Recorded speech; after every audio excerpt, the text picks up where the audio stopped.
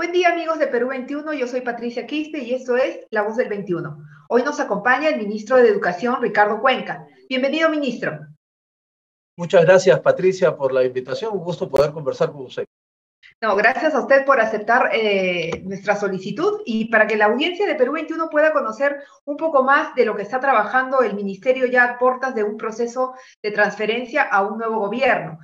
Precisamente en los próximos días ya se deben dar a conocer los resultados finales de la contienda electoral y quisiéramos saber en qué estado va a encontrar el nuevo gobierno el Ministerio de Educación y cuáles son las principales tareas y retos que tendrá que asumir. Empiezo por la primera parte. Lo que va a encontrar es aquello que prometimos cuando iniciamos la gestión el 18 de noviembre del año pasado, que es tener diseñado e implementado un sistema de retorno a clases durante el año 2021, que hemos llamado BRAE 2021, de una forma segura, flexible, gradual, voluntaria, y además con un fuerte trabajo intersectorial e intergubernamental. Ese trabajo fue diseñado, ya implementado. Tenemos alrededor de poco más de 100.000 estudiantes ya en semipresencialidad, todos ellos en las zonas rurales, porque nuestro sistema nos indica que la situación epidemiológica de los distritos, allí habilitamos desde el Ministerio de Educación, decimos en el distrito X se pueden abrir clases y luego los gobiernos regionales, las direcciones regionales de educación, las UGELES, confirman que las escuelas están aptas para hacerlo, es decir, que tienen los lavamanos que se han adquirido, ya sean portátiles o físicos, la compra de mascarillas de los profesores para los estudiantes, tienen además todo el kit de higiene ya comprado, y si es así, se reúnen con los padres de familia, los docentes y toman la decisión de apertura. Todo ese diseño está listo y eso es lo que va a encontrar el nuevo gobierno. Y lo segundo es que en diciembre del año pasado empezamos también un trabajo muy cercano con la Comisión de Educación del Congreso y en general con el Congreso de la República para poder sacar adelante una ley de organización en funciones para el Ministerio de Educación que era muy antigua, estaba desactualizada en algunos temas y lo que nos va a permitir es tener una organización más flexible que llegue de mejor manera a los usuarios del sistema, a los estudiantes. Y entre ellos destaca el Viceministerio de Educación Superior, que además contribuirá a fortalecer la reforma de la educación superior. ¿Cómo va a ser, cómo está marchando el proceso de retorno de los estudiantes en las zonas urbanas? Usted hablaba que este proceso de implementación se ha implementado o se está implementando muy bien a nivel regional, pero en las zonas urbanas asumo que es un poco más complicado de llevarse esto a cabo. ¿Cuándo podrán retornar los chicos a clases, ya sea con una presencialidad del 100% o parcial? En general, los retornos están siendo parciales. Nosotros hemos priorizado en la norma técnica aprobada en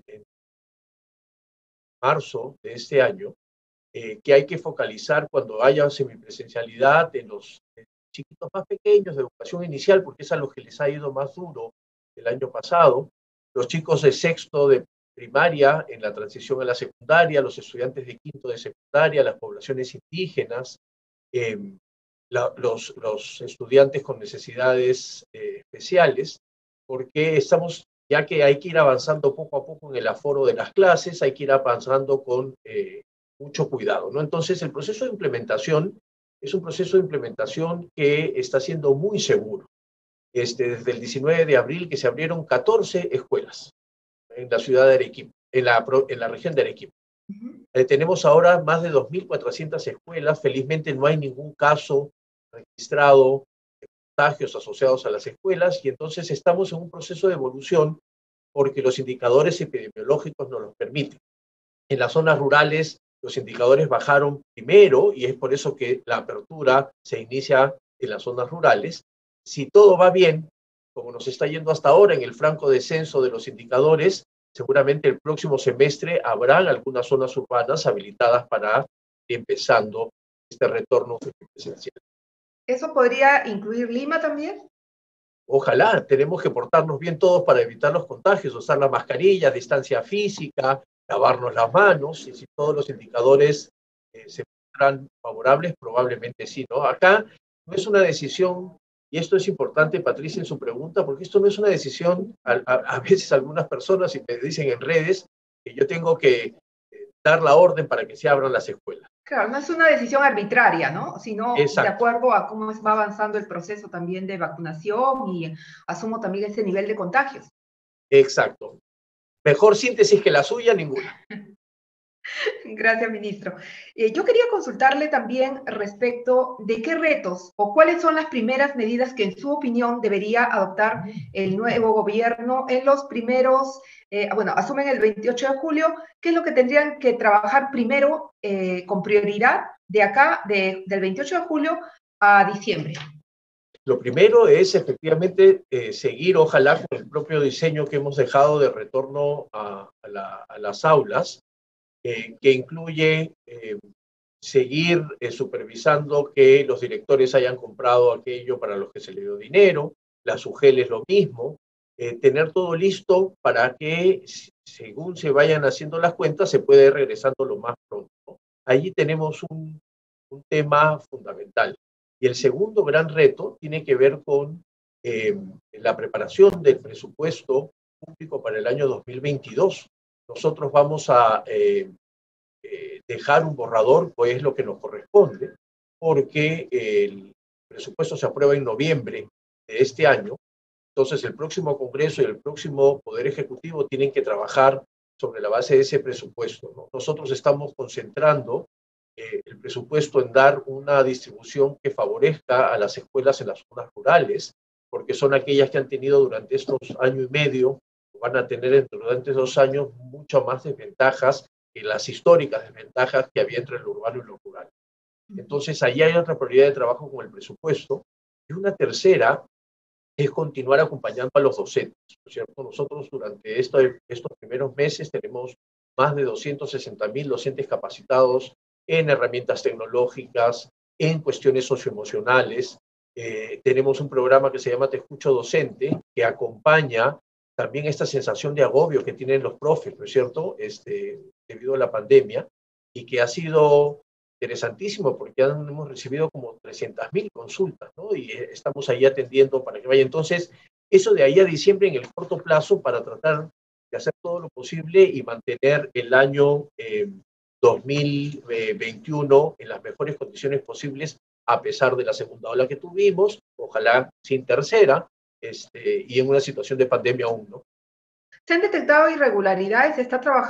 ¿Hay un acompañamiento de la Contraloría que haya permitido de repente establecer irregularidades, por ejemplo, en el manejo o en el gasto que han hecho los directores de los centros educativos para todos estos protocolos, para cumplir con esos protocolos sanitarios? Sí, sí, porque además es una actividad permanente, ¿no? Hay un programa que se llama el Programa de Mantenimiento de Locales Escolares que funciona hace casi 10 años, o más de 10 años, en el que los directores están acostumbrados a recibir un ingreso para poder trabajar la preparación de la escuela en cuestiones básicas de pintura, de arreglado de vidrios, de cosas menores que no supongan un ejercicio de arquitectura o de ingeniería mayor, porque eso es otro. Lo que se ha hecho el año pasado y es decirles que enfaticen en la compra de estos kits de higiene, de las instalaciones de lavamanos portátiles o fijos. Por ejemplo, los lavamanos ahora, muchas escuelas urbanas se han ido construyendo afuera, en la entrada, ¿cierto? Ya no adentro en los baños, para que apenas entren los estudiantes y los docentes puedan lavarse las manos, ¿no? Entonces, eso finalmente siempre tiene el acompañamiento de la Oficina de Control Interno, pero es una actividad que ya existía, como le digo, para los docentes. Yo quería consultarle sobre una propuesta de gobierno que formuló, por ejemplo, el candidato por Perú Libre, Pedro Castillo. Él ha señalado, por ejemplo, que se debe incluir a partir del tercero de secundaria todo aquello que se enseña en las academias para evitar, según él, el paso de los estudiantes del colegio a estas academias como antesala al ingreso a las universidades. ¿Cuál es su opinión al respecto? ¿Esto Sí, se puede hacer? ¿Es factible? Sí, por normas de neutralidad, todavía no acaba el proceso electoral, no puedo comentar directamente sobre alguna de las propuestas de los candidatos. Pero sin embargo, sí me da pie para decir que uno de los legados que estamos dejando, le llamamos legado a aquello que vamos a entregar como ruta, creemos que es la que se debe seguir, tiene que ver con los reajustes y las reformas en la educación secundaria. El Perú, como muchos países de América Latina, empezó desde los 90 hasta mediados de los 2000 a trabajar muy intensamente con la educación primaria, y eso obligó o empujó a que los sistemas educativos descuiden algunos otros niveles. La secundaria es un nivel que necesita fortalecerse, que necesita discutirse profundamente para poder solucionar algunos inconvenientes que encontramos. Le pongo solo dos ejemplos muy puntuales. Por ejemplo, los colegios de alto rendimiento, los COA, la intervención pedagógica que se llama jornada escolar completa, son programas que son muy vulnerables ante situaciones de crisis, por ejemplo, de crisis económica o de crisis políticas, para los sectores. Por ejemplo, la eliminación de la ley CAS o los reajustes en los presupuestos afectan directamente a la contratación de profesores, porque los profesores que trabajan ahí o los psicólogos que trabajan en la JEC no forman parte de la carrera, y entonces hay que pedir contratos específicos, o si hay que hacer algunos ajustes, se harán ajustes en las cuestiones que no son las estructurales, ¿no? Entonces, parte de esa discusión, y por eso le pedimos al Consejo Nacional de Educación que nos ayude también entre los consejeros a pensar, es que efectivamente lo que necesitamos es pensar una secundaria que nos permita no solo habilitarnos para los estudios superiores, sino también habilitarnos para el trabajo, por ejemplo, ¿no? La meritocracia, ese es otro tema bastante importante. El Ministerio se ha preocupado a lo largo de los años en que los profesores que enseñan a nuestros niños tengan un nivel académico óptimo. Es conveniente que se permita el retorno a las aulas de aquellos profesores que desaprobaron la evaluación que en su momento a la que en su momento se sometieron por parte del Ministerio de Educación. La meritocracia es parte fundamental y estructural de la carrera pública, docente o de cualquier carrera pública, ¿cierto? Y renunciar a ella sería retroceder unos avances importantes que ha tenido el país. Si algo podemos sentirnos orgullosos en el sector de educación, cualquiera sea la posición que se tenga, es que al menos desde el 2012 acá, independientemente de los ministros o ministras que hayan estado, hay algunas políticas que se han sostenido y que hemos seguido sosteniendo. La política docente es una de ellas, la política curricular, la política de educación superior, porque han sido trabajadas con mucha evidencia y de una manera muy profesional y ya empiezan a dar sus frutos. Entonces, dejar entrar, quebrar esta situación meritocrática en el tema docente, no solo nos hace retroceder en lo que hemos aprendido a hacer mucho más profesionalmente con las políticas educativas, sino que además rompe con esta senda, esta ruta de mejora que tenemos, ¿no? Nosotros hemos propuesto para los docentes interinos, para la reposición de directores, algunas alternativas. Y es, por ejemplo, efectivamente, que sin renunciar a los concursos puedan tener un puntaje adicional que reconozca su experiencia de trabajo, porque es verdad que la han tenido, ¿no? Pero eso no significa renunciar al tema de los concursos y las evaluaciones. Entonces, creo que si se hace un diálogo y se toma un acuerdo, independientemente del grado de consenso, pero se respete el acuerdo, va a ser posible sostener, por supuesto, mejorar y fortalecer la carrera pública magisterial. ¿Es posible destinar un 10% del Producto Bruto Interno, como se ha planteado, desde organizaciones políticas hasta bancadas del Parlamento que insisten en elevar a niveles bastante altos el porcentaje del PBI para el sector educación? Creo que no habría ministro o ministra de Educación en el mundo que no estuviese feliz con más presupuesto, ¿no es cierto? Pero también es verdad que ya alcanzar el 6%, que es lo que ha aprobado el Congreso de la República, es un esfuerzo enorme para el Estado, no solo porque representa un número que es casi un 50% más de lo que se está teniendo ahora, sino que supone que hay que manejar una redistribución distinta para los otros sectores, ¿no es cierto? Yo tengo 17 colegas de otros sectores que necesitan también plantear una serie de retos, ¿no? Entonces, siempre es mejor tener más dinero para educación, eso vamos a defenderlo siempre, pero creo que en todo caso el proceso tiene que ser gradual, que es lo que hemos planteado nosotros, ¿no? Ante la ley del 6%, hemos preparado en el Ministerio de Educación con el equipo la Secretaría de Planificación Estratégica, escenarios de 4.5 del PBI, 5% del PBI, 5.5 del PBI, y qué supondría esto para las actividades del ministerio y para efectivamente la economía y las finanzas del Estado. Entonces, el camino probablemente va a ser cumplir por lo menos el 6% que la ley lo dice, pero esto va a tener que ser progresivo. La base de impuestos es muy El baja borrador, todavía en el Perú, ¿no? el Y entonces borrador, sí. estamos dejando el borrador, efectivamente. El borrador que ustedes que están dejándole al próximo gobierno, ¿contempla algún tipo de incentivos o algún aumento de remuneraciones a los maestros? Estamos justamente en ello. El año pasado no hubo, este año no hubo remuneración por estas normas que permiten no tener incrementos salariales durante periodos electorales. Y entonces este año no hubo.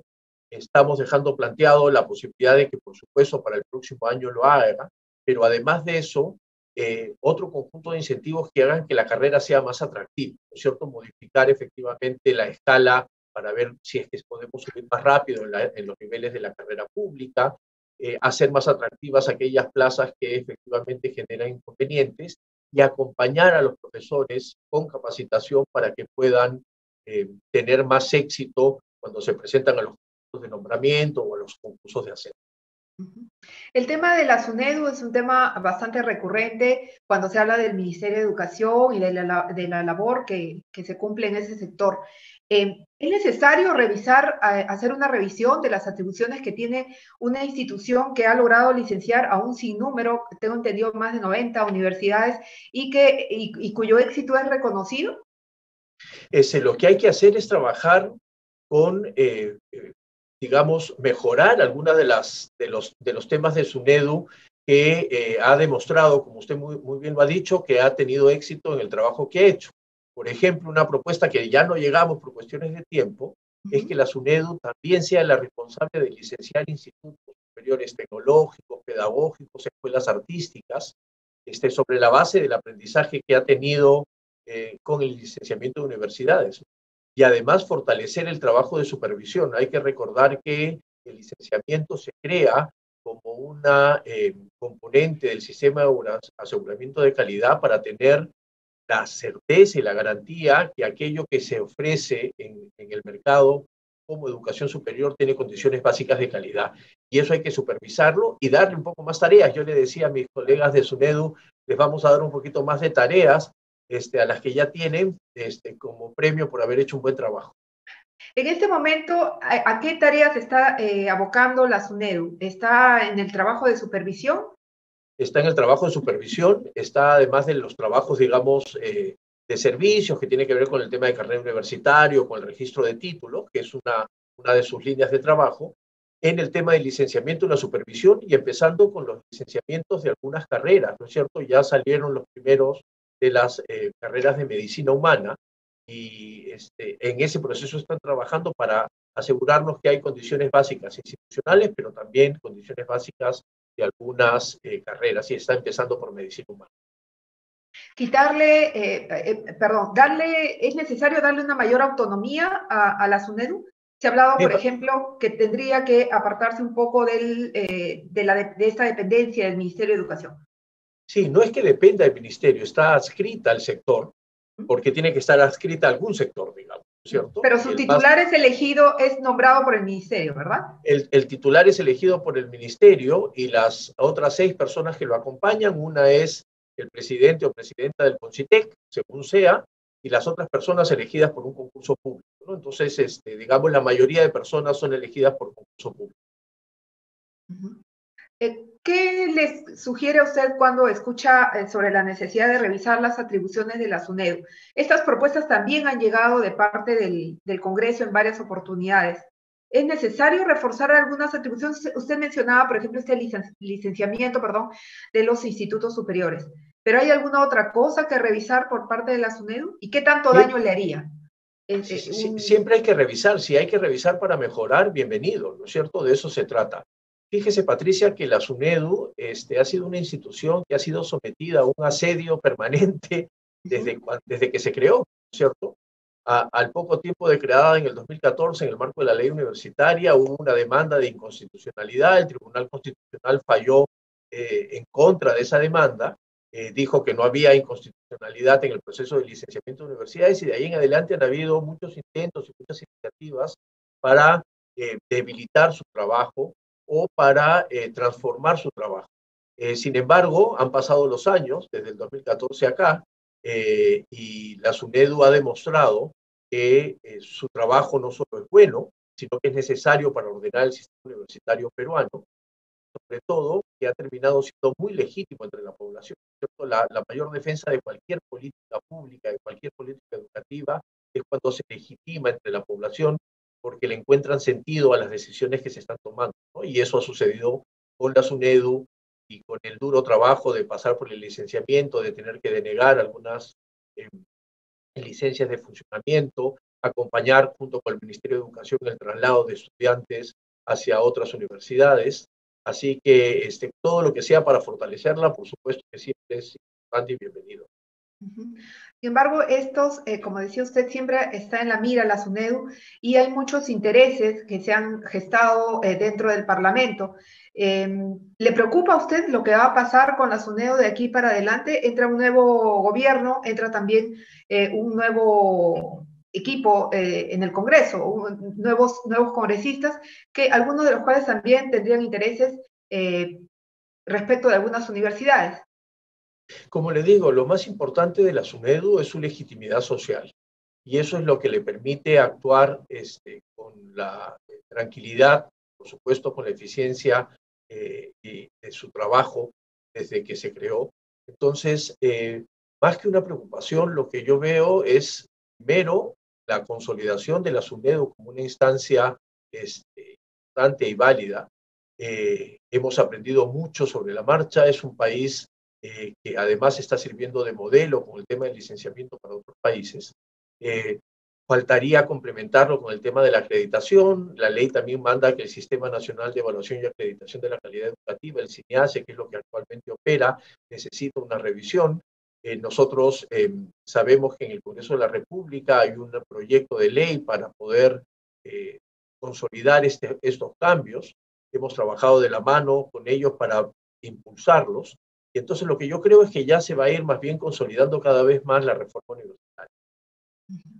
Ministro, yo le agradezco muchísimo por haber compartido hoy con Perú 21. Muchísimas gracias. La audiencia ha podido conocer un poco más del trabajo que está desarrollando y lo que se viene a posteriori, ¿no? Con el nuevo gobierno. Imagino que ya está también instalada la comisión de transferencia de su sector para darle la bienvenida al nuevo régimen. Sí, sí, aquí están trabajando los equipos. Ya hace varias semanas, según las normas, publicamos la conformación de la comisión. Estamos ordenando en tiempo y en forma la información para poder pasarla, y agradecerle a usted muchísimo esta oportunidad, dirigirme a las madres de familia, a los padres de familia, a los docentes, que confíen en que este sistema de retorno a clases es el mejor sistema que tenemos en este momento. Está siendo seguro, está siendo gradual, es una manera de poder enfrentar la pandemia, y ojalá sigamos todos pensando que la educación importa y es fundamental para el desarrollo del país y para el fortalecimiento de la democracia. Así que muchísimas gracias. ¿Cree que en este último trimestre podrían ya haber algunos, acelerarse un poco más este proceso de retorno a clases? Ojalá. ¿Podríamos contar con que algunos chicos puedan regresar a las clases para despedirse de sus aulas? Por ejemplo, los de quinto y secundario. Ojalá, es lo que más quisiera, es lo que más quisiera. La cantidad de comunicaciones que me llegan de los chicos me sensibilizan mucho porque me pongo en su lugar y sería terrible no hacerlo, pero poder encontrarnos con ellos. El año pasado, Patricia, en diciembre, recibía muchas cartas porque me pedían, por ejemplo, autorización para poder hacer los propios chicos sus fiestas de promoción, sus graduaciones.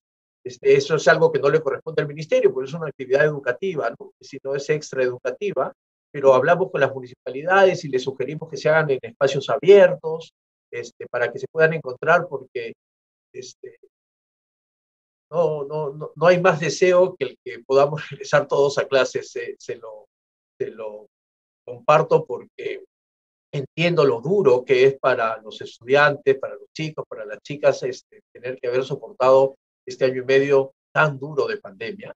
Pero también estoy seguro que si vamos con mucha calma, vamos a poder hacer, y ojalá el último trimestre puedan encontrarse, se tengan algunas ideas para poder hacerlo, y que no nos pase lo que ha pasado en otros países, que abrieron, que tuvieron que cerrar, porque la situación de la pandemia no les ayudó, ¿no? Entonces, a confiar, chicos, papás, mamás, vamos a salir adelante, pero hay que ir poco a poco para estar seguros y que no nos arrepintamos luego. Ellos van a ser los más agradecidos, ministro. Sin duda. Muchísimas gracias. Bueno, ha Okay. sido el ministro de Educación, Ricardo Cuenca, ha compartido con la audiencia de Perú 21 lo que está trabajando el Ministerio de Educación, aquello que es lo que le va a dejar al nuevo gobierno y algunas expectativas de lo que se viene en los próximos meses. Muchísimas gracias nuevamente, ministro. Ha sido muy gentil y con ustedes, amigos, será hasta una nueva oportunidad en La Voz del 21. Muchísimas gracias.